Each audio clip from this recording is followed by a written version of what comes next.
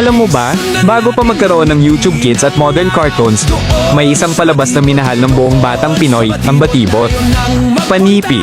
Noong taong 1984, unang ipinalabas ang Batibot sa telebisyon sa Pilipinas. Isa itong educational children's show na ginawa para turuan at pasayahin ang mga bata gamit ang kanta, kwento, laro, at makukulay na karakter. Nakilala rito sina Kiko Matching, Pong Pagong, at Manang Bola na naging parte ng childhood ng maraming Pilipino. Ang inspirasyon ng Batibot ay ang sikat na American show na Sesame Street, pero ginawa itong mas maka-Pilipino gamit ang wikang Tagalog, kulturang Pinoy, at mga aral tungkol sa kabutihang asal. Maraming batang 80s at 90s ang natutong magbasa, kumanta, at rumespeto dahil sa programang ito. Ilang beses ding bumalik ang Batibot sa TV dahil sa dami ng taong gustong muling mapanood ito.